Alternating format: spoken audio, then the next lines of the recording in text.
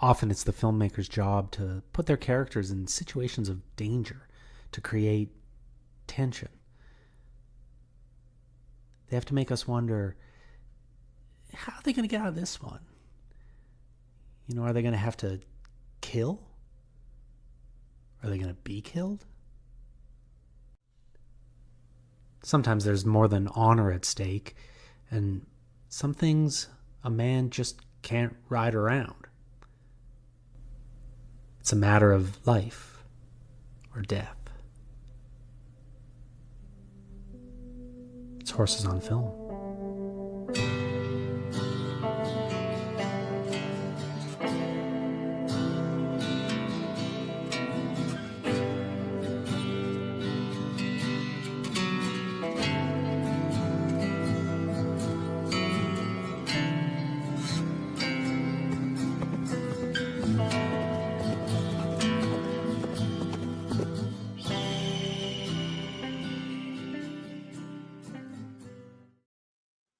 Howdy, y'all. Welcome to episode 3 of Horses on Film. I'm Cameron Chapman. Hello, hello. This is the podcast dedicated to determining the top 100 Westerns of all time.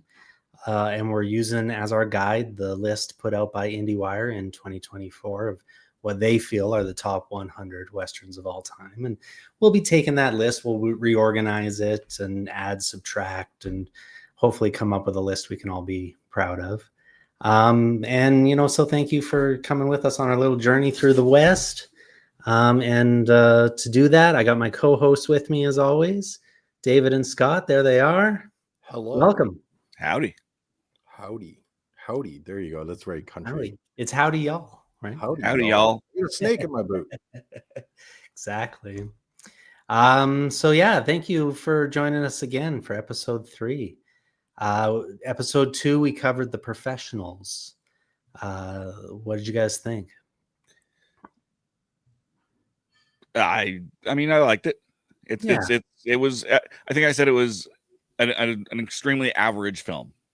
Right, and we got an extremely average rating. So it currently sits in the number 2 position because we've only watched 2 films. So it's right behind Unforgiven.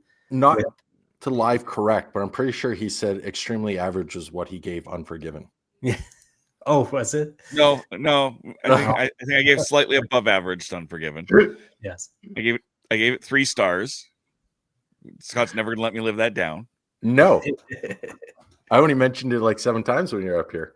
No, it was the interesting thing, and I've said this before, is I haven't watched a lot of Westerns. So as I get into we'll talk about it at the end of the show, what we have planned for next week. I've never watched it. So it'll fresh eyes. It's one of the big ones, from what I understand.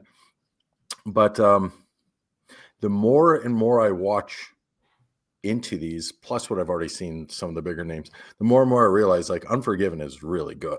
It's just very good.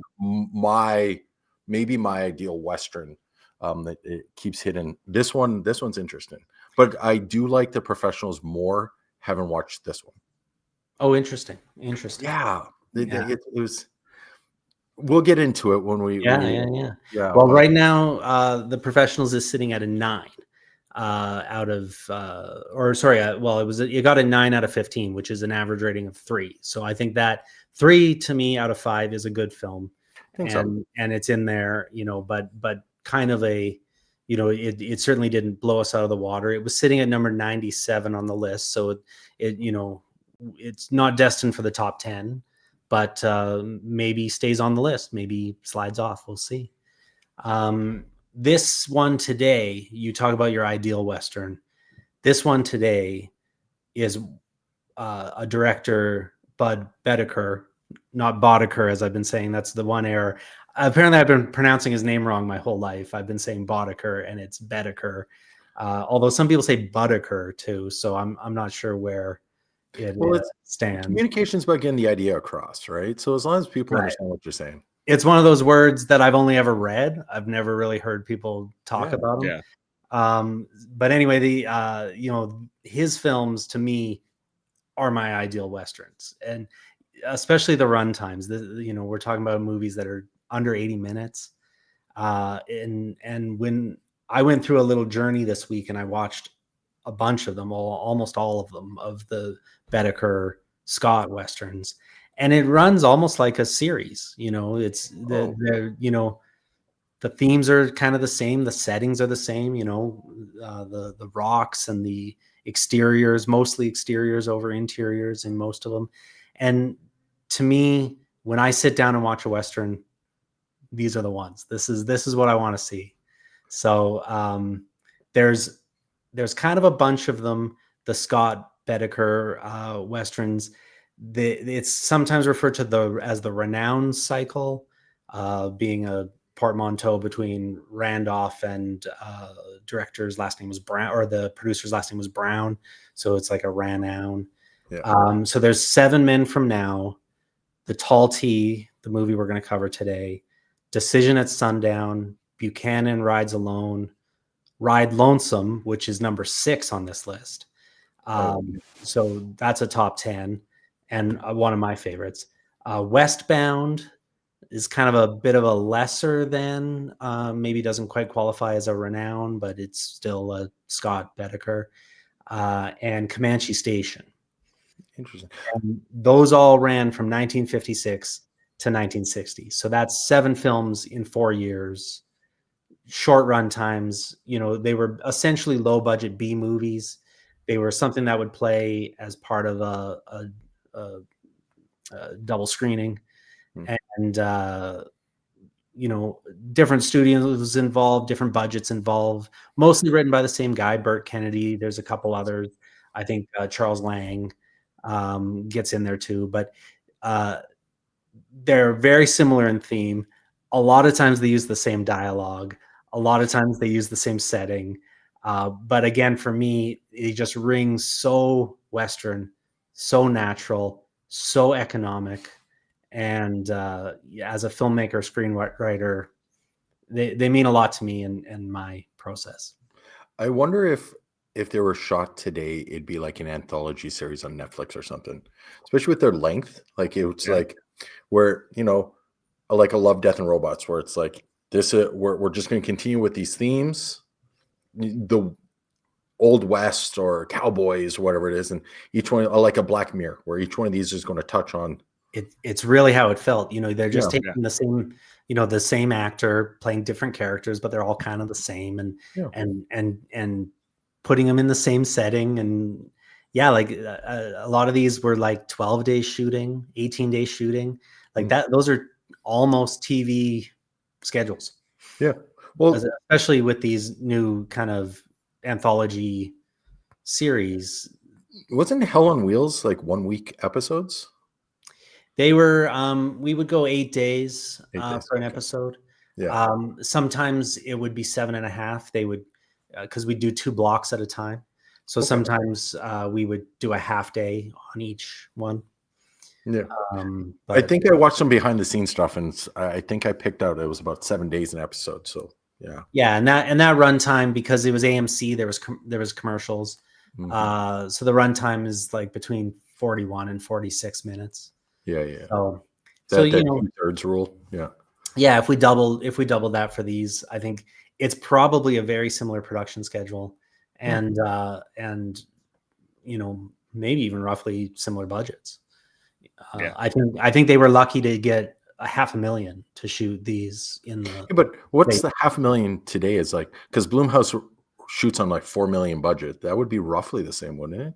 Yeah, I haven't done the conversion. I'm not sure what $500,000 in 1957 is. Yeah. But I would say if I had to, I bet you it's close to. I mean, not an Apple TV budget, but I know when I worked on season 1 of The Last of Us, one episode, our set deck budget was higher than the set deck budget that same crew had on the Ghostbusters remake. Yeah, when it comes to HBO, they're just throwing money at things. Yeah, so they were working with more money on one episode of an HBO series than they were. So TV budgets are all over the place. But that said, I mean, I'd say if you made this movie today at a similar budget, I would say under 10. Yeah. You know, 5 to 7 probably would be. Especially, and I'm shocked nowadays that Westerns aren't, like, budget-wise, they're fairly economical. And so, like, not a lot, I think we talked about this before, where it's not a lot of special effects overall. And so really it's a lot of your budget's probably in location shooting and getting all your cast and crew out there. Yeah, horses. You know, there's an expense that comes with horses, and there's an expense that comes with gunfire, things like that. But you know, at the time, there was a lot of movie horses. There was a lot of Wranglers. There was a lot. They were shooting a lot of westerns. It was available to the studio.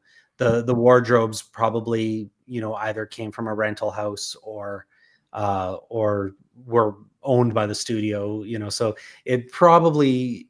I mean, it was always said that the Western was an economic way of shooting a movie to begin with. These are economic Westerns. I think, you know, the money's on the screen in a big way. Yeah. I'm Googling. I was going to say, is there anyone who could help us figure this out? It's equivalent to $5.7 million. Yeah. So Blumhouse has made a whole production on the idea of $4 million or less, right? So yeah. So like this movie, like, Blumhouse will do another 20 minutes on top of this, but it has less budget converted. So absolutely. Yeah. But this movie's The Tall T. You want to get us started? Yeah. Dave, we can jump right into it. Put this thing on, and we'll turn on some mood music. That's my favorite. Taut, torrid, tremendous. T is for terror. An independent former ranch foreman and an heiress are kidnapped by a trio of ruthless outlaws.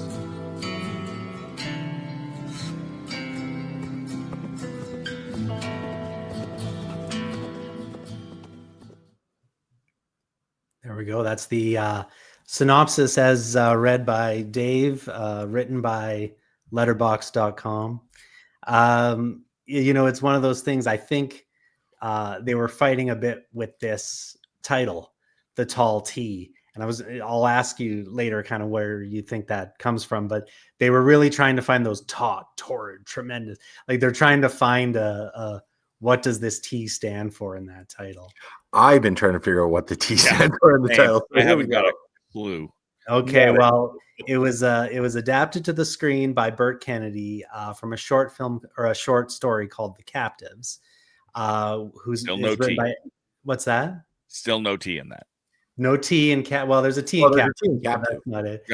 Written by Elmer Leonard. So, there you go. You know, he wrote 3:10 to Yuma. He's been adapted a million times on Justified projects. I think is his as well. Perhaps. And this was the first one, though. This was the first time anything he had written. It was a short story published in a magazine. The title is after the 10 Vord Ranch. So this is the ranch he goes to at the beginning where he makes the bet about the bull to try to get a bull, and it falls apart, and he loses his horse, and kind of puts him in a situation where then he has to hitch a ride on this stagecoach, this doomed stagecoach. It was shot in the Alabama hills, Lone Pine, California. Looks a little like what's behind me, which is a home to a million movies: Tremors, Gunga Din, which was an inspiration for Indiana Jones,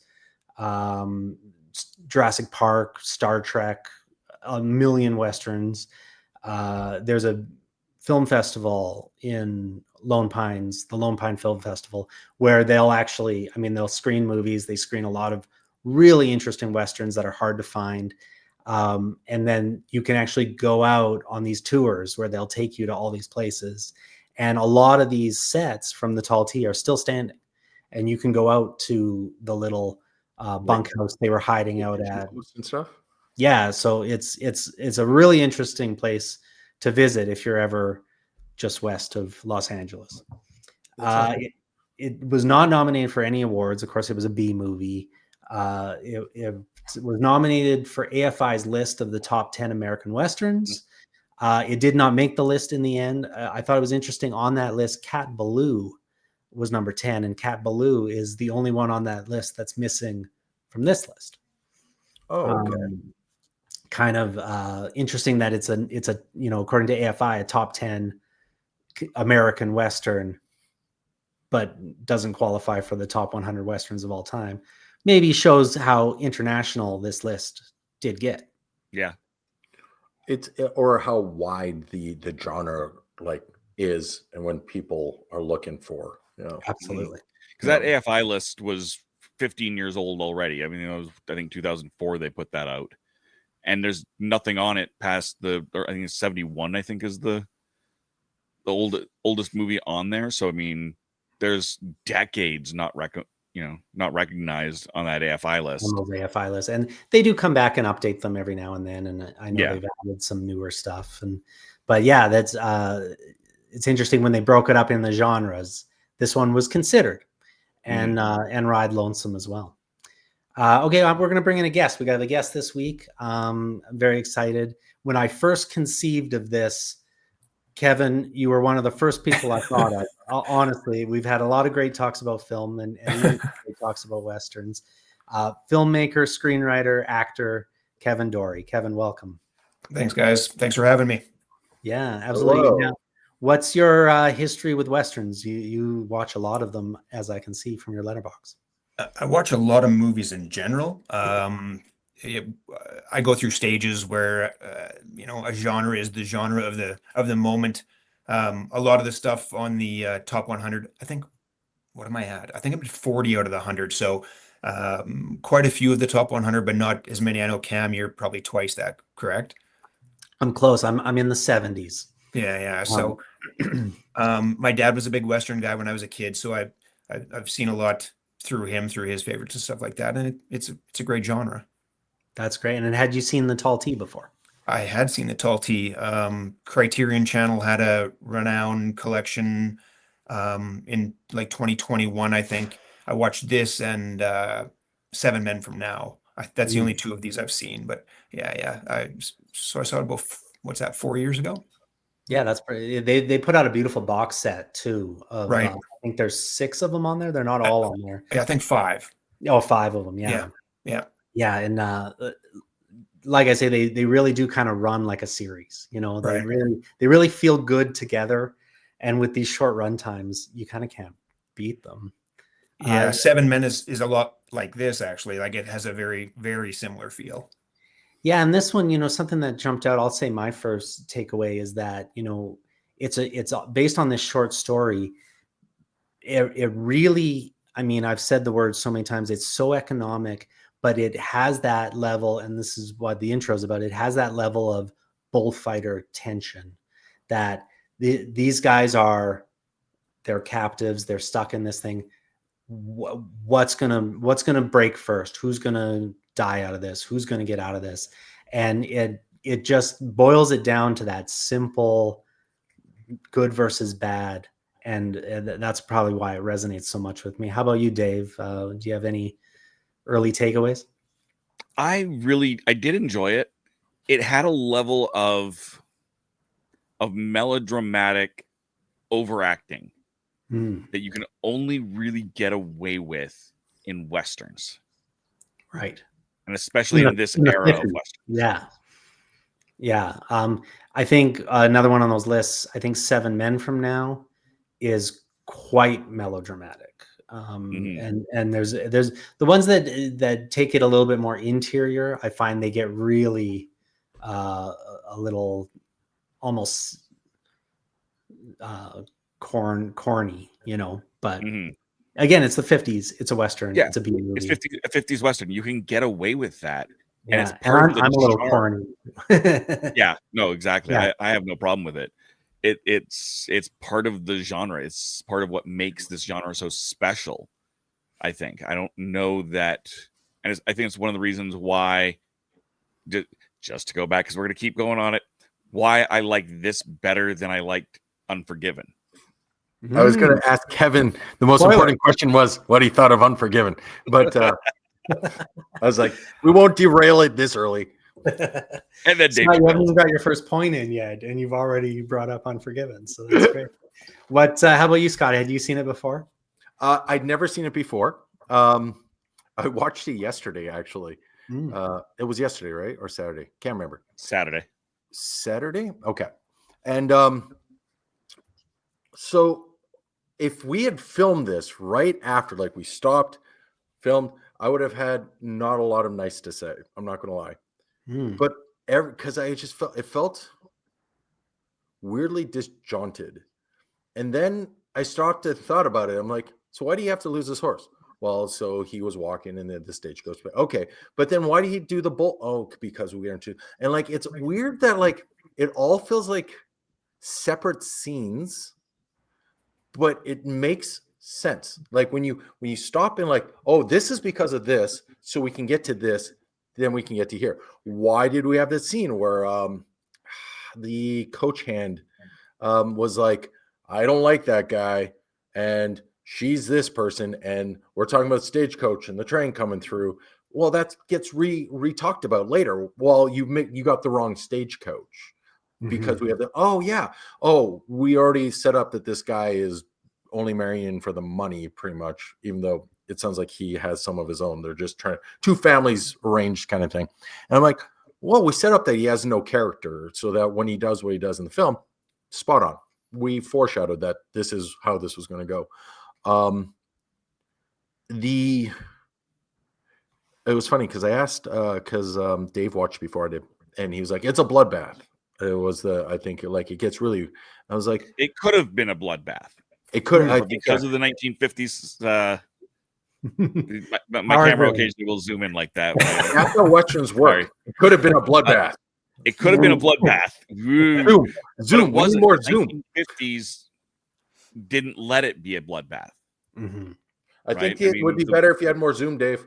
No, but yeah. So, well, I'll tell you the short story starts at the moment he gets picked up by the stagecoach.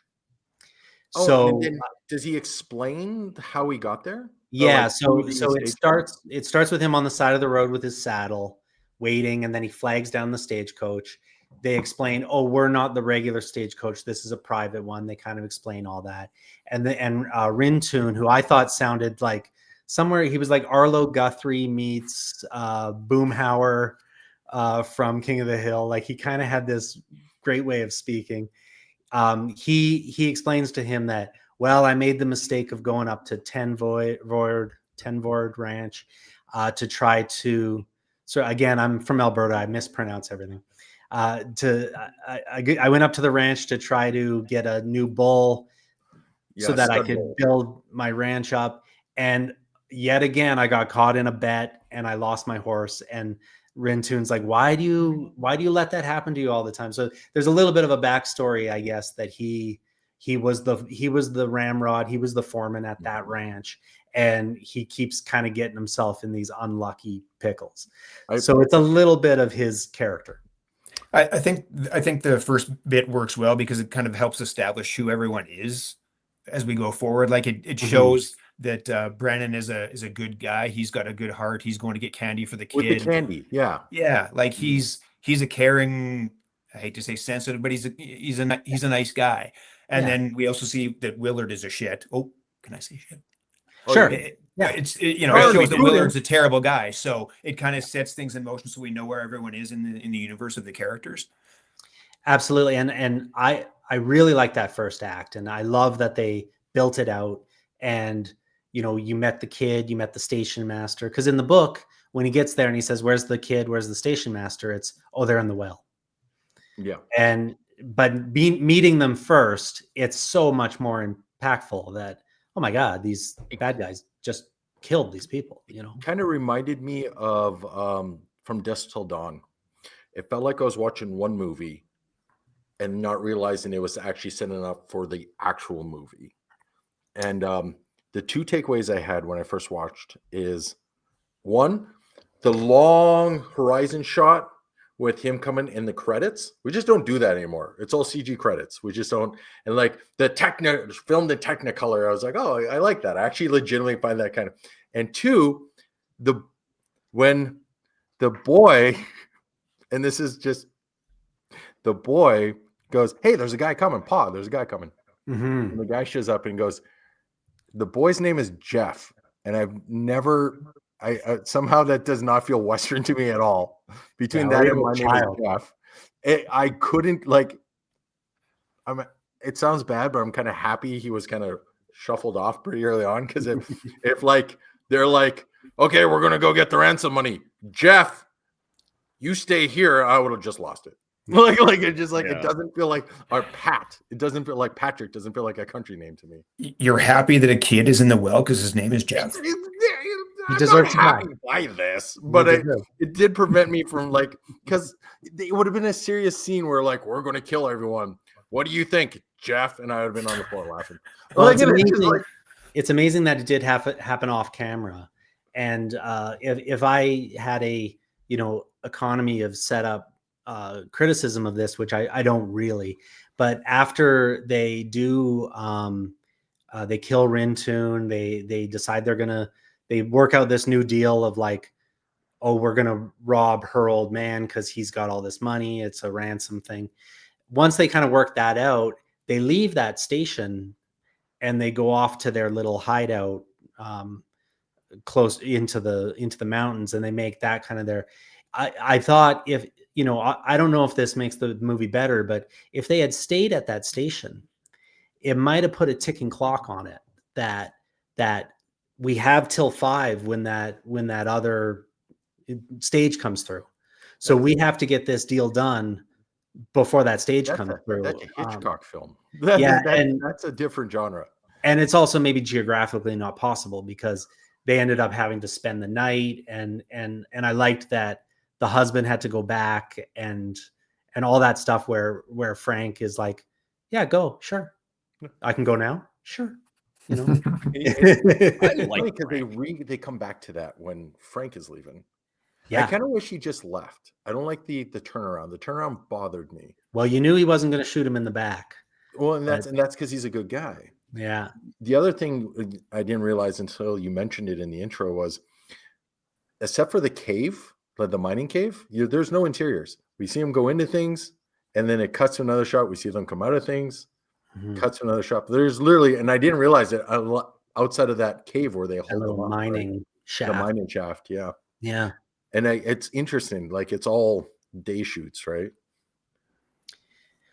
Yeah, and that's that's part of the production value of shooting in Lone Pine. You get out in these rocks, and even just the any shootout where you kind of lose the geography of she empties the gun before the one bad guy Chink comes out to get on his horse, and Randolph Scott has gone around, and obviously Billy Jack.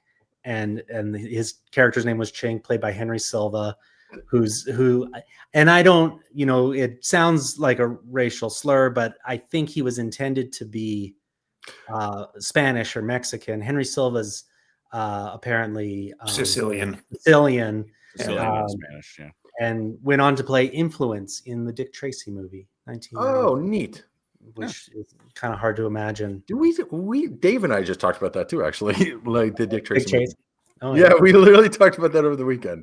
Silva was one of those guys that played whatever ethnicity you needed, because Manchurian Candidate, he plays a Korean guy, so he's all over the place.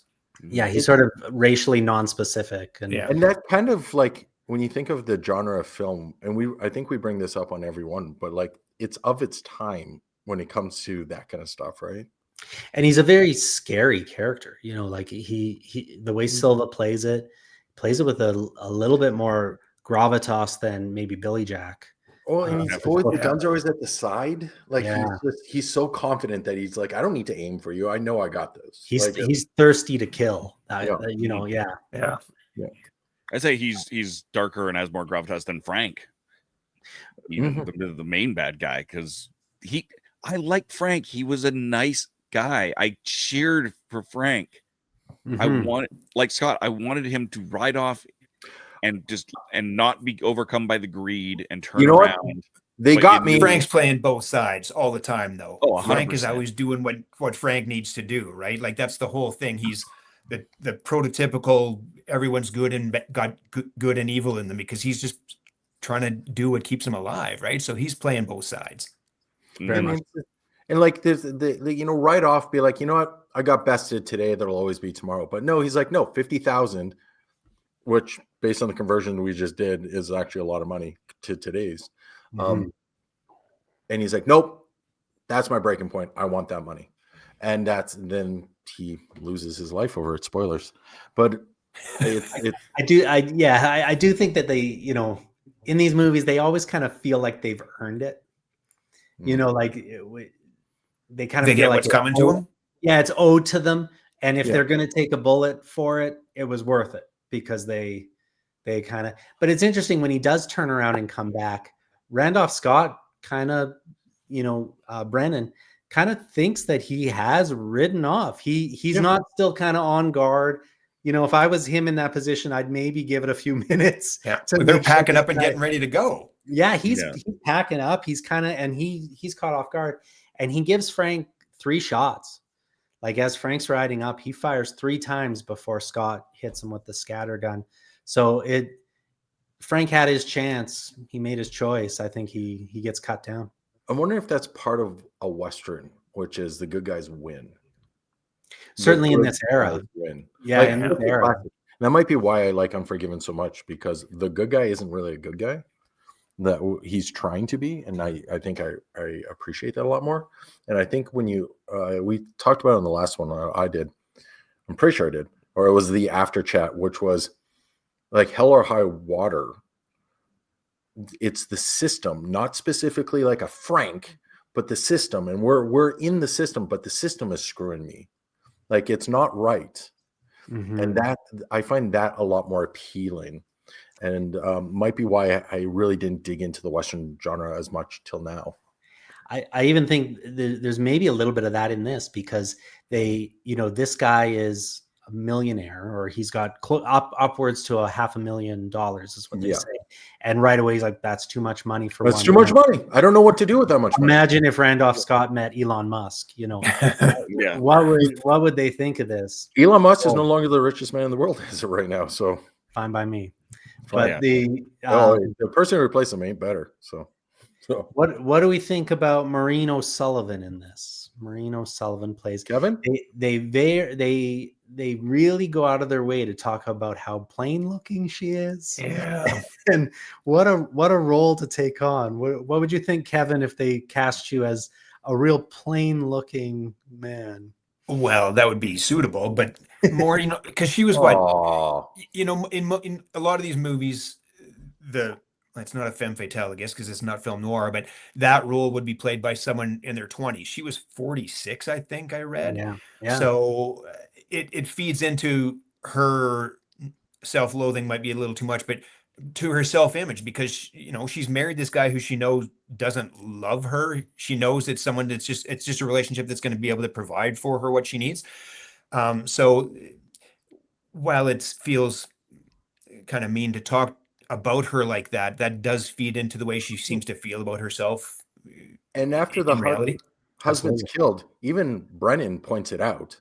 He's like, you're in a lumber camp or whatever. You're in a camp of just dudes. You just married the next one that made sense. Yeah. Like and hence the turnaround between their relationship so quickly. I think is because her heart wasn't in it to begin with. And I think the guy that she marries, the shit, as it was pointed out earlier, is treated her that way as well. Like, I feel like what we didn't see on screen probably was a little more like Sarah plain and tall, just stay in the house. You're just gonna, you're gonna cook and clean, and that's your thing. I think we get that impression just from their conversation in the wagon at the very beginning when they're in town. Like he's having the conversation. You just stay in your spot, kind of thing. So. And Rintoon mentions he's like she was destined to be a spinster until he decided to fall on the sword, essentially. Right. And I think he was a bookkeeper for, like, he's basically marrying his boss's daughter. Yeah, I to think try to moving up the ladder, getting the promotion via marriage, essentially.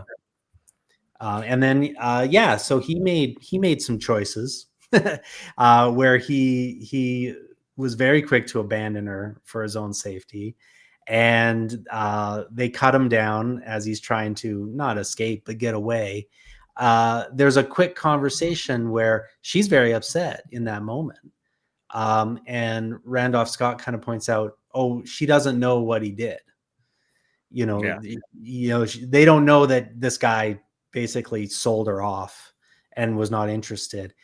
I think once that reality hits her, it's a lot more clear that the marriage she was in. I always got she was married to the idea of marriage, not the man.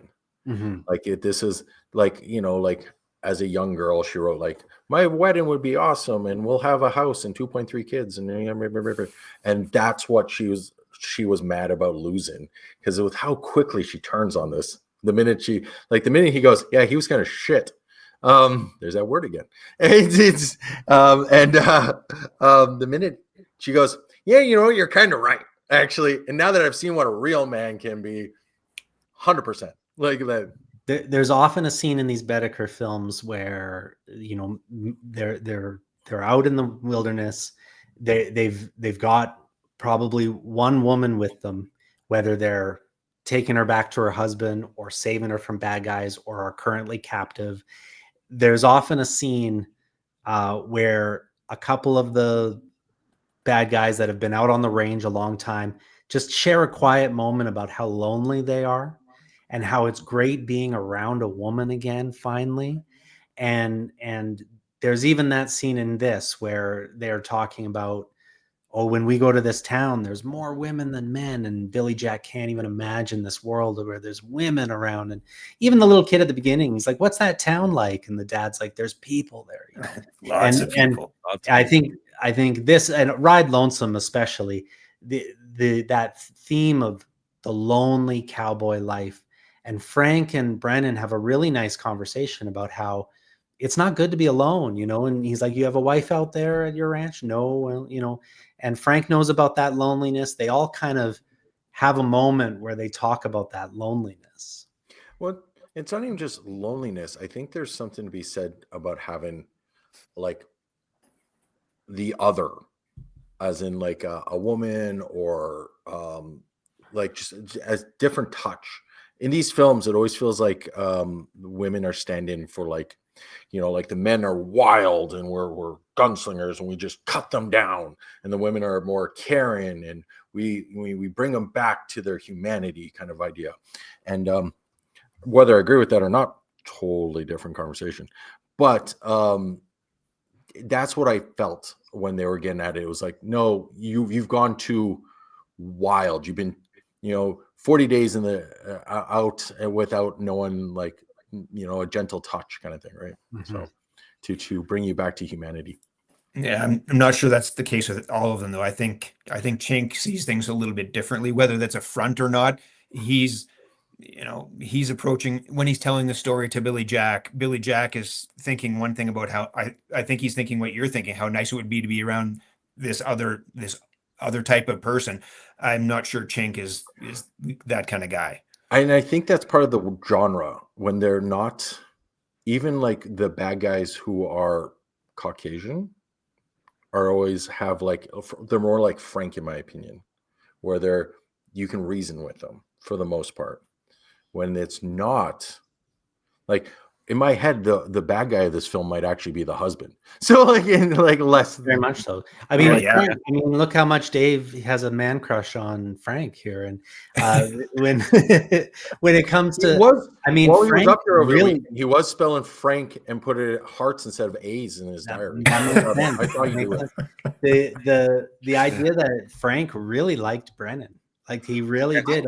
Jimmy thought that was a great conversation. Like every time, I enjoyed that more than I think anything else in the film.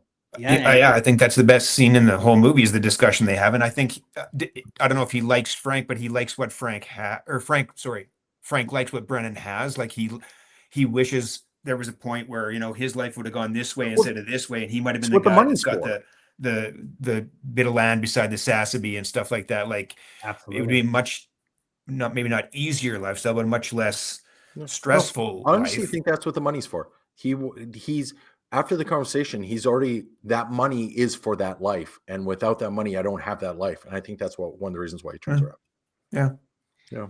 Yeah, and he even says that he doesn't like Frank, he doesn't like Billy Jack. He at one point he says these guys are fixing to kill you and the lady, but and Randolph Scott says, and you too, and he says, well, you said it, I do ride with them.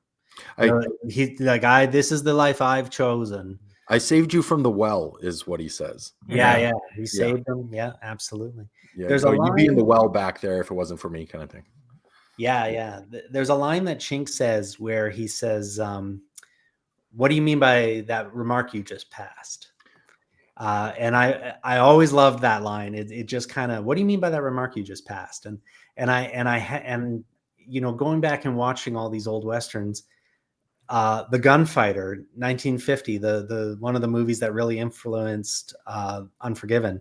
That exact line is said again and again and again and again by one of the characters. He kind of keeps repeating it, and he really wants an answer. And it's really, I imagine it's directly a reference to that in this. It's really one of those like cowboy code things where it's like, I'm not going to sit here and let you just say whatever without some kind of, reach for my gun kind of moment. And in modern day, it would have been like, do you want to say that to my face? Or what did you just say?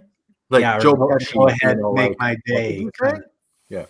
Yeah, exactly. And the funny guy, eh? Yeah, that kind of thing. Like, it's interesting, immersing myself in all these movies, how many things are coming back again and again, not just themes, but actual lines of dialogue. And the line that I had in the intro there's some things a man can't just ride around, is kind of a running theme in these Bedecker films. And it's a line that gets used multiple movies by Burt Kennedy. It's a very Burt Kennedy line of, there's just some things you can't ride around. Like at one point, they could have just taken off. They didn't have to wait for Chink and Frank to come back. They could have ran. And he tries to send Maureen O'Sullivan on her way, but she won't leave either. It's like, I think they felt a little bit of honor in finishing this the right way. Or it would, especially because they know where he lives. There's a chance if they don't finish it today, they'll have to finish it another day, and it might not go the way. Yeah. Or they'll find him at some point down the road for sure. Yeah. Because they even say, though, I think they were talking about going back to his ranch at some point. So I think he did say he had a ranch on the Sassabee because that's how they collaborated his story of not riding shotgun. Yeah. And like, why is this stagecoach have someone riding shotgun if there's no safe on it? They were really hoping to just steal a safe and get on with their day. I realized he told her that, and not the guys. When he's like, "You got to go. I'm going to finish this." Right. Ride south. You're going to see my ranch. He briefly describes it. And she's like, "No, I'm not leaving you." No, But earlier when they were collaborating a story, it was mentioned that he had a ranch on the river there. Yeah. So I think they would have found him. He knew he had to finish the job. He's a no nonsense guy. Well, are we ready to get into some counts here? Should we get what do we think the horses on film count was? Remember, it's no horses, some horses, lots of horses, all the horses. I think some horses. Some. Because I mean, they ran out of horses at one point. They had to ride donkeys, right? Yeah. So I mean, there just wasn't enough. There wasn't more horses than people, except in one scene. There was the potential for lots of horses when they're at the tall. When they're at the tall T, there's lots of horses. Then the horses I was going to say there's almost more bulls than there are horses in this movie. Yeah. Like, the most horses we see on film at once is the carriage. I think the four pulling the carriage. There's one point when he first gets up to the ranch when the horse busts through the fence and he has to kind of and then you ramrod around it. Yeah. There's I'd say a good handful of horses there. There's the carriage. I'm going to say some horses too. I think it falls right in that some horses. I debate no horses, metaphorically, because I feel like this is a very low count of horses for a Western. Very low. You know, other than for them to get to town and back, it really, most of it was on foot. And the ride off into the sunset was on foot. Aren't they leading the horse away at the end? No, well, not They in don't that have a horse. shot. No, there is a horse hidden back behind the rocks. Oh, okay. And there was a horse there that ran off when Frank started shooting. Right. But that last shot where he throws his arm around her, of course, I wanted to use it as the last shot in the intro. And I went, oh, they're not even on horses in this shot. I feel metaphorically no horses is what I would give. Yeah, I would say it's some horses bordering on no horses. Yeah. Yeah. Compare minimum number of horses, and then If you not even consider that.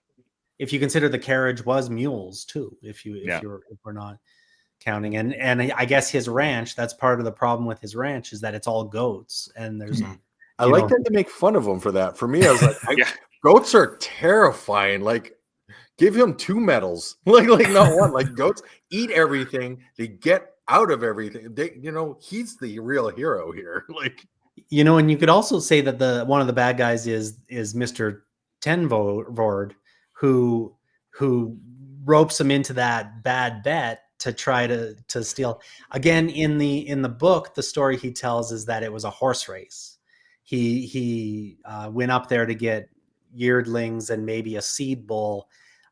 Tenvord ropes him into a horse race, which Tenvord knows he's going to win because he's got a whole paddock full of ponies that are fast, and he loses the bet and loses his horse. I think Tenvord is trying to make him destitute to the point where he'll come back and ramrod for him, because I think he misses him. My uncle rides bull in Arizona, and I've seen that. And I'm like, the minute they're like, you got to ride a bull, I'm like, this isn't going to go well. Like, I have been on the edge of a fence watching this happen and being like, this is terrifying. Like, my cousins ride bulls, and or one cousin for sure, and he now does the commentary at the Calgary Stampede of bull riding. And I remember one parade, he was almost in a full body cast. And the interviewer was interviewing him like, will you ever walk again, kind of question. My uncle moves to Arizona to ride bull. I'm like, healthcare is whatever in the States. He's just, oh my God, worth it compared. Like, and whereas my cousin's answer was more of, I think I'll be ready for the Stampede next year. Yeah, he was riding 3 weeks later. Yeah, absolutely, he was. I woke up, my back made a noise, and I was like, I think I'm going to die here. Let alone these guys are just when he got up, the bull smashed him down into the water. I'm like, the water. That's a And lot of then stepped on him, it looked like going under. Yeah. Bud Bedeker's background is as a bullfighter. He before getting into films, he was a bullfighter in Mexico and was kind of trained by one of the old famous bullfighters. He then when he started making movies, one of his first movies, clips of that are in the intro. It's called The Bullfighter and the Lady, and it's a little bit of an autobiographical kind of story. He also ended his career making a documentary about a famous bullfighter, and it was a movie that took him 15-20 years to make, and it was kind of his last piece of creative his work. Kind of thing. Very much so. And he also, got into film as a wrangler. Think of Kevin, all the great wranglers we work with here in Alberta. And a lot of them probably have great scripts and would love to jump to the other side of the camera, I'm sure. Oh, I bet. Yeah, for sure. Yeah. And, so these are guys that know, and, that's why when he fleshed out this first act, he added that little bit of bullfighting and I think it ramps up the movie in kind of a nice way. I wish we could ask who the mouth was based on.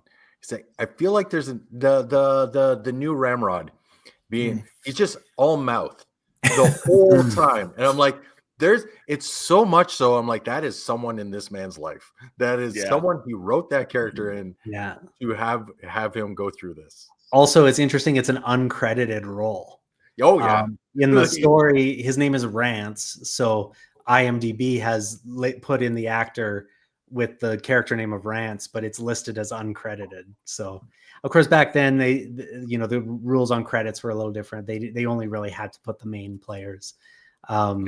So there's often in these old movies kind of uncredited roles, but yeah, I almost feel, you're right. There's someone in his past that he was taking. I'm thinking some of those lines were pulled from real life, and this is him getting kind of. Yeah. And how about ratings? Are we going to get into ratings? What do you think? So we're going to go out of 5, Kevin. So we're trying to track it on Letterboxd. So do you want to go first?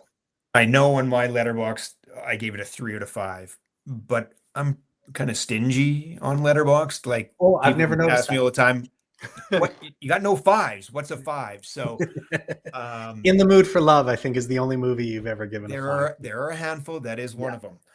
That's probably the most recent one that's got a 5 too. So I know I'm a 3 on Letterboxd. I probably should be higher than that. Do you guys do quarters or just halves? Halves. I'll go 3.5 for the purposes of this, knowing how you guys have been talking. With Dave's 3 for Unforgiven. I mean, come on. I just see, we're finally some reason all over the province. Just so you guys know, a 3.5 from Kevin. I mean, usually that means Martin Scorsese's involved, or like that's a pretty big swing. So he only gave Empire Strikes Back 1.5 on Letterboxd. Look, I gave it 3 there. I'm giving it 3.5. It's a very we didn't talk about the influences of these movies. Like lots of filmmakers beyond this point that did Westerns refer to this series of movies as something that was very influential to them. Like Sergio Leone says he ripped things off from this. Eastwood talks about how, it's just stripped to the bone. It's none of the razzmatazz. It's all that you need is what's here. So I like it in that way. I think it's, important that it's influential. So a 3.5 out of 5 is not an unreasonable score. My Letterboxd is a ridiculous score. So, well, Leone like fanboys over Bedecker, and he ran into him once at a film festival and ran up and like bear hugged him and was like, "I stole everything from you." Yeah. And he doesn't even speak English very well. So that's the charm of it. Yeah, he really understood how influential these movies were. So that's a very, very good 3.5. I love that. Dave, where are you at? 3.5. 3.5. All right. Yep. I enjoyed it. I want to leave room again. Like Scott, I don't have a huge background in Westerns. I've seen more than Scott, but way less than the two of you. So I think that's a good rating for me. You need a ceiling. It's not a 5 for sure. I'm not gonna blow Scott's mind and say that, but I think a 3.5 is definitely a good solid rating. My mind's been blown. Very fair. Anytime you put a Western higher than Unforgiven, my mind is blown. Yeah, I know. There's gonna be a lot. I know this is gonna be a common theme. It is. But it is. like it really, when it comes down to it, from what I have watched before, and Unforgiven is probably my ideal Western. Very close to it. On the last one I talked about pacing. This film does not have pacing or editing issues, and that's, I think, like I said, if I had watched it or we talked about this right after, I would have been like. But again, I started being like, why did we do this? Oh, he needed to lose his horse. Okay, why did we do that? Oh, he needed to be. I'm like, that's actually a lot tighter. I actually don't think you could, like, if you edited this anymore, you just have the bone. Like it's not like 3.5 is probably where I'm sitting. Honestly, I think that's a fairly fair. I love the characters, and unlike the professionals. I had Leon in my head for a sec.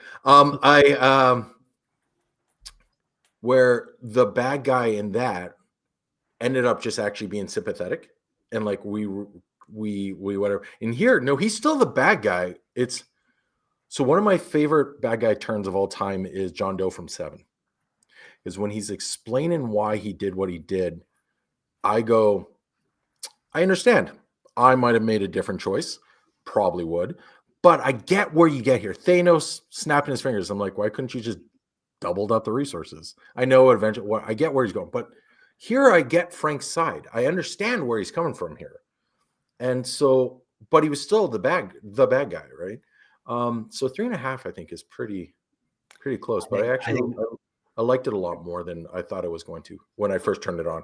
Like I said, it feels like two different films, but that first little like 20 minutes is incredibly important for the next hour. Right. So. You need that little hint of corniness so that when they ratchet up the tension, there's something at stake. And I think there's you could almost teach this movie in school when you're talking about going from a short story to a feature-length film. Sometimes, I mean, the process of going from a novel to a film is a very different thing because, you know, a novel usually has a great backstory and insight and all these things, and you got to break that down into 2.5 hours or 2 hours. This is going from I read the first 23 pages. That's all I could find online, and I haven't read the back end of it. But this is going from a fairly short story. I imagine it's maybe less than 50 pages in the end, into a 78-minute movie, which they build out a first act.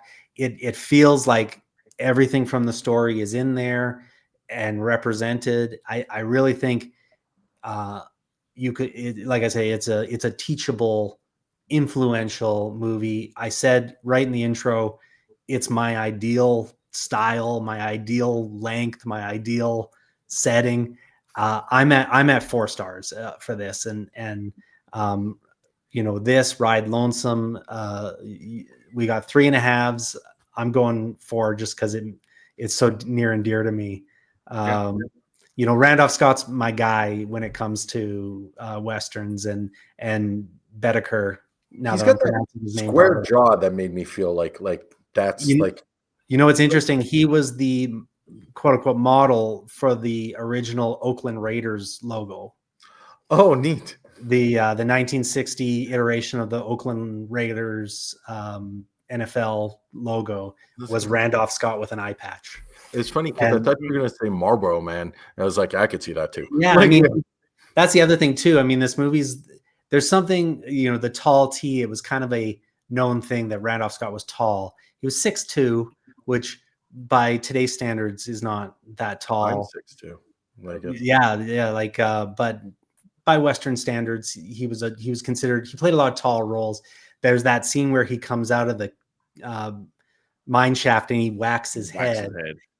That was real. He really did that, and the actor really laughed at him. And Bedecker said, "Oh, let's turn around. Can you laugh again?" Again, one of those happy accidents, not unlike the Stormtrooper in Star Wars. I was going to say, I think the Star Wars was a callback to that. Yeah, it must have been. But so. The idea, because when he was at the ranch and someone laughed at him, he laid that guy out. Yeah. He was not the type of character who was going to stand there and be laughed at. Yet in this situation where suddenly Frank is in control, he's being laughed at, and he can't do anything about it, you know. And it's little things like that I pull out of these Bedekers, and I just go, you're just not finding that in other movies, you know. And that it works for both characters there too, because it kind of humanizes Frank. Like, it shows that, you know, real life means something to him. Like, it's just right.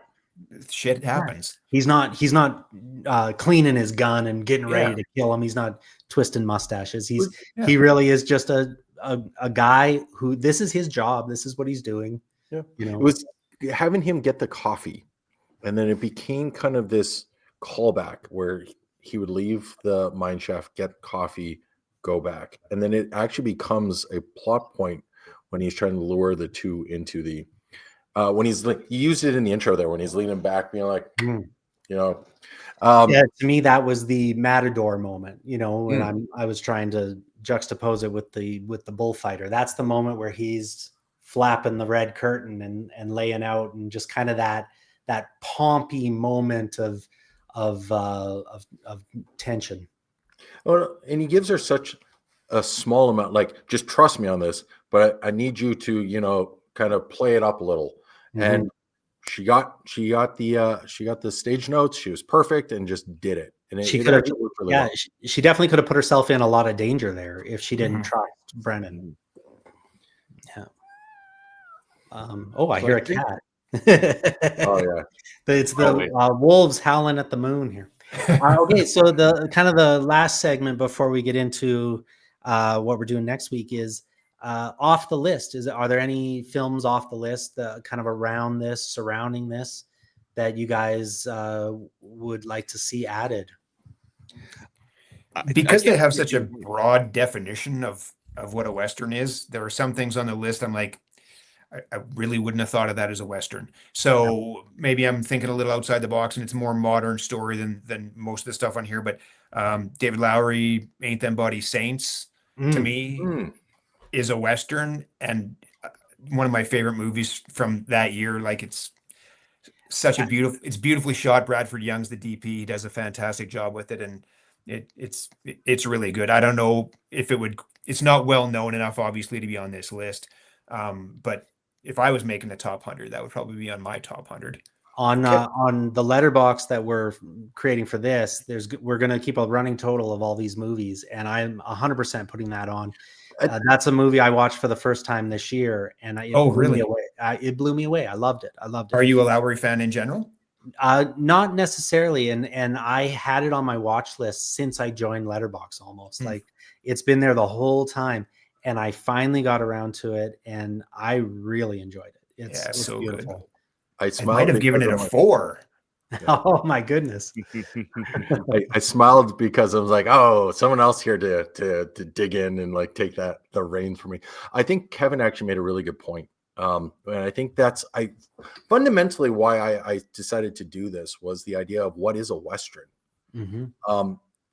Like, I think it's not just cowboy horses, gunfights, whatever, and we're starting to see that more and more. I think what it boils down to is there's something that needs to be done, and I don't really want to do it, but that's my job, or it needs to be done, and I'm not going to pass it off. And honor is maybe the word I'm looking for here, where it's like we talked about with the him sending her away so he can finish off the gunfight. Again, it's got to get done, and there's no procrastination. We're going to do it now. The situation is upon me, and I think that can be in almost any genre. Again, we talked about Mandalorian. That's a Western. Let's be honest here. Like, it's Firefly is Western tinged physically and metaphorically. But like, what is a Western is such a, like, when I said, hey, what's sci-fi? You'd be like, oh, this is what I have in mind. But that blurs lines too, right? Like, Black Mirror, Jonas.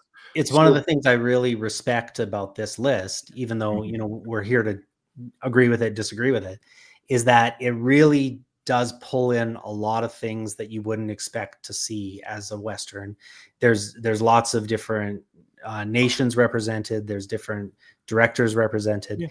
I don't want, at the end of the day, at the end of 100 and some episodes, to remove all these things and fill it in with nothing but horse Westerns from the 50s. Like, I could, if you could make the argument Easy Rider is a Western. I honestly think I could see that. And I don't think there's a single horse in that whole film. Like, it's a spirit.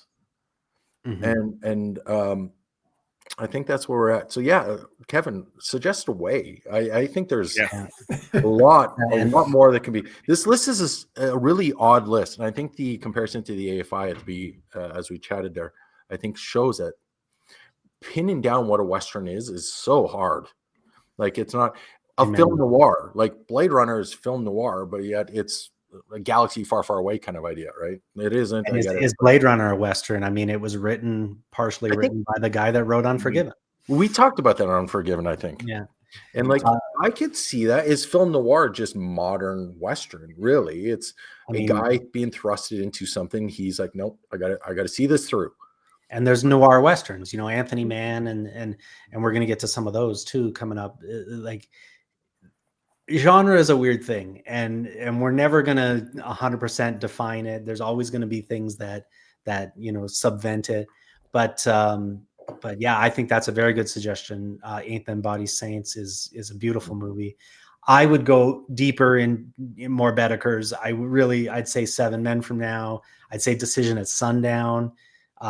Buchanan Rides Alone, Comanche Station. These are, I wouldn't necessarily add Westbound or some of the other ones, but I'd load this list with Bedeker Scott films. I've only seen Seven Men out of the 5 or the 6, whatever we're considering. But I actually think I like Seven Men better than this. I like this a lot, but I think, granted, it was my first one, so it probably caught me by surprise, and I wasn't expecting it, so it probably made a big impression. Mm-hmm. But it's as good as this, if not better.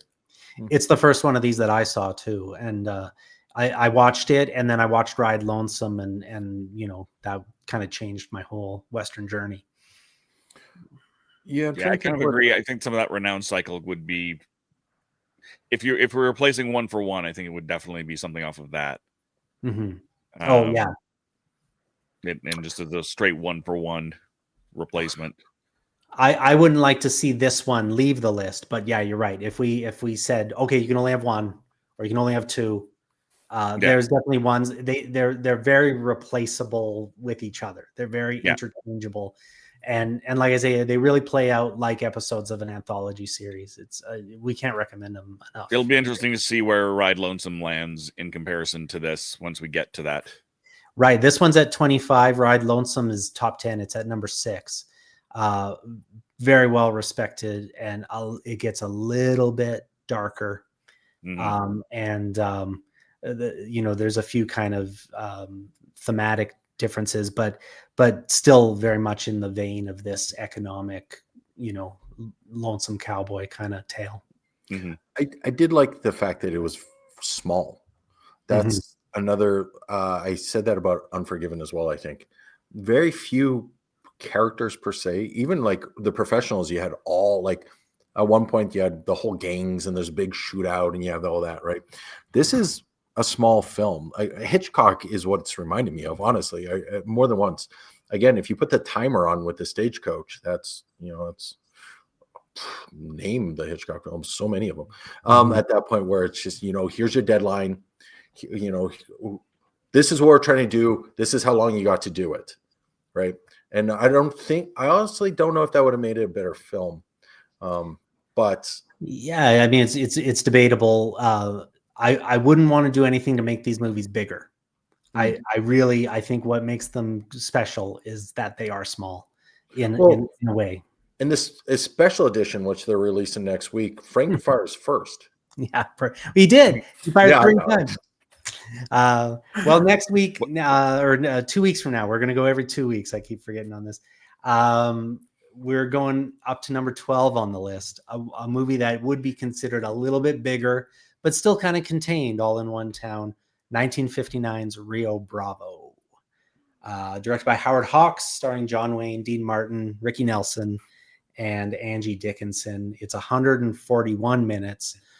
You could watch 3 Bedekers. Come on. Wait, John Wayne did a Western? He's done a couple. I heard he's done a couple. Yeah, he's done a couple. Between war movies and Westerns, he stayed pretty busy. Yeah. Have you seen that one, Kevin? My letterbox would have you believe that I haven't, but I'm fairly certain I have. That's one thing about the top 100 list. I went through it, and I'm like, that's not checked off on my letterbox, but I'm fairly certain I've seen that. But I don't like saying I've seen something unless I have a vivid memory of seeing it, but I'm pretty sure I've seen it. Yeah, we say BLB before letterbox when you try to remember it. Yeah. Sometimes it's tricky to place exactly that, because even that particular movie, there's movies like El Dorado and stuff where the kind of the same actors are showing up and the story is very similar. And You're Yeah. like, oh, did I see that one? Or that was my experience with the Man with No Name trilogy. Mm. Other than The Good, the Bad, and the Ugly, which I watched recently, I can't remember what scene is from which one, and I look forward to watching all those again. Recently for the first time? No. Okay. I was like, yeah. like, I've seen it a lot of times, but we were Oh. camping and we had the Leone trilogy DVDs and no internet, so we did watch. We watched that and maybe that's what a Western is. yeah, maybe Yeah, maybe. All right, well, that's our third episode. We'll be back for our fourth episode for Rio Bravo. Let's plug some stuff. Kevin, what's going on in your world? Where can we find you? What's your world? I have nothing to plug. I'm not on social media. I don't have a podcast. The letterbox thing there, you can read my thoughts on movies. They're all brief. That started back when I was someone who thought Twitter was an okay thing and did little capsule reviews on Twitter every day. So most of my reviews are like 180 characters or less. So that's all I got is my letterboxed. I love following your letterbox because you do watch a lot of movies. I feel like you get to the theater more than anyone that I know, and you really do. You deep dive. You watch a lot of movies that people have never heard of. You watch a lot of Canadian film. You support a lot of your friends that have done films here in town. I really appreciate your letterbox a lot. It is good. The only problem is if I start something, I have to finish it. And the number of things I've started where I'm like, I could quit now 7 minutes in and go do something productive. And I just end up watching the whole thing. Can be a huge time suck, but hey, you never know. There's going to be that one thing at minute 67. You're like, that's a great idea. Yeah. And not to tell tales, but as a screenwriter, I steal stuff from everywhere. So if there's that one good thing at 67 minutes, it was worth watching. It's all research. No, Absolutely. 100%. Stealing is, I actually legitimately think, like, because you always hear there's like 7 stories, the hero's journey or whatever, right? And we're just remixing it as we go forward, right? Yeah, for sure. And you can learn more from a bad example than a good example, right? This is true. Sometimes make sure I never do that thing they just did. Right. Yeah. Or they did that in this because they were faced with this in my script. I'm going to fix that. Yeah. Absolutely. That happens all the time. You learn more from 2s and 9s than 7s. Like, absolutely. Yeah. Let's jump to Dave. Dave, what's going on in your world? Oh, well, you can find me whenever I get around to it on my main channel, youtube.com/theRathole, DOTCA. That's theRathole.ca, but they don't like URLs in their URLs. Sundays, you can find me on Spill the Geek T, youtube.com/@SpillTheGeekT1. Tuesdays on The Legend of the Traveling TARDIS, /The Legend of the Traveling TARDIS with 1L. And the first Thursday of every month on the Happiness Patrol, along with Cameron and Scott, youtube.com/@Happiness Patrol Show. So come check us out. And the first season, we're talking about Star Wars. So a different sort of Western. Ham's talking about Star Wars? I can't imagine. Know, right? I can't imagine. There's been like, I thought I was a Star Wars guy, and then all of a sudden I hear Cam go off, and I'm like, I'm in like the shallow end with like weighty, like floaties on, being like, I like the Star Wars. like it's so just like, and then Jess and Mel on that too. If you haven't seen an episode, like they're so like, I'm the lowest on that run. Oh my God. They bring so much about, I mean, I've always been a Star Wars guy, but it's always just been the movies. And Jess and Mel know so much about the books and the lore and the backstories, and like hearing Dave describe Jess walking him through Galaxy's Edge and telling him the background of every little thing at Galaxy's Edge, and like I'm so jealous. I need to do the Disney World tour with people more knowledgeable than myself. Scott, what other than Happiness Patrol, the first Thursday of every month, where can we find you? I'm doing a podcast called Horses on Film. Oh, it will come out every 2 weeks. About Westerns. About Westerns, I hear. Yeah. I'm learning what a Western is, or I'm deep diving into what a Western could be. Breakfast Scotch National. Myself and a couple of guys post 3 times a day where we try to put some light to the stories that are on the news, and it can be a lot. We have channelrot.com is new. It's looking at the philosophy of things. We just did the Teenage Mutant Ninja Turtles 1987 cartoon and about the philosophy behind that. Short little 250-ish word diatribes. We are doing reviews of video games on polygonal nonsense. I put up we're doing happy stories, trying to do one a day for positivity for creative, unique news and technology stories. I'll let you abbreviate that. And Pawn and Pixel, we're going to start it up. It'll be, by the time you guys see this, it'll be going, where we just sit down, chat. I actually had Dave on. Yes. Yeah, Dave will be on the next episode. We're just trying to make sense of the game industry as a whole, which is, that's like trying to figure out what a Western is. Like, it's so all over the place. And week to week, for the episode with Dave, I had to change the show notes 3 times between when we talked about doing it and when we actually did it, because the industry moves that fast. So it's a lot, but I am enjoying all of it. I do enjoy our chats. Cameron, what are you up to? Yeah, look, a little segue. We're doing this where, you can follow me on letterboxd.com/Cameron Chapman. I created a letterbox for this as well, /Horses on Film. We're on YouTube at Horses on Film.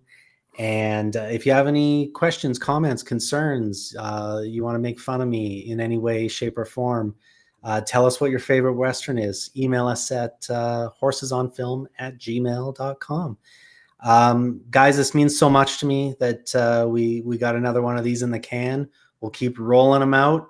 I hope everyone's enjoying it. I'm loving this. I love talking movies. I love talking anything.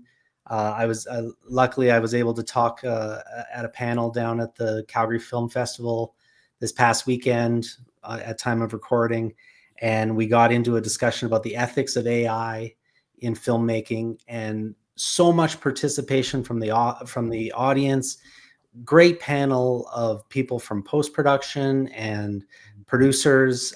We had a gentleman there, Samuel, who writes the policies, national policies for the Directors Guild of Canada. We had people from IATSE in the crowd asking questions, people from ACTRA with their concerns. It really was a special kind of moment where, talk about an industry that's changing very quickly, bringing AI into our toolbox. And it's hit in every industry. That's like, and Right. It's the interesting thing with this one is the concerns that one industry have are the same concerns every other industry is having, where I don't think we've hit this kind of in film and television since VHS, like home video being like, I mean, there's been some discussions, when CG technology came in, the actors all thought they were going to be replaced. When we switched from shooting film to shooting digital, we thought we would lose jobs on set. There's copyright issues, there's job loss issues, there's the eventual destruction of mankind as we know it possibly. The list is so long of how AI is going to change. It's going to change things, and approaching it with ethics in mind, getting consent, getting things written in contracts, getting ahead of it so that we're not chasing it is going to be a big deal. And aren't we already chasing it? I was thinking that in my head. I'm like, I think that Pandora's box has been opened already. Very much so. And the less we can chase it, obviously, the better. I'm an optimist, and I outed myself as an optimist big time in that room, full of a lot of very scared, very pessimistic people. And new equals fear. It's always going to. At the end of the day, I mean, we are humans. We like human stories, and we endure. Can I recommend a documentary on this? Absolutely. Okay, so in '92, James Cameron shot a documentary called Terminator 2. And what it was, think it was 92 or 91. That's why I'm slowing down. I'm like, I think we have to end on that. That's too good to end on. So thank you again, Kevin, for joining us. I really hope we can get you back. Yes, I can. I had a great time. All right, we got hundreds of episodes of this, so I'd love to have you back. And thank you, actually, David, for the 7. I forgot the name. The other one you guys keep mentioning. This. 7 Men From Now. 7, yeah. 7 Men From Now. Yeah, if we do a 7 Men From Now, and I'm sure there's a whole host of these on the list. I'd love to talk with you about them. So sure, anytime. Yeah. All right. Well, thank you very much, all. I want to thank one last person.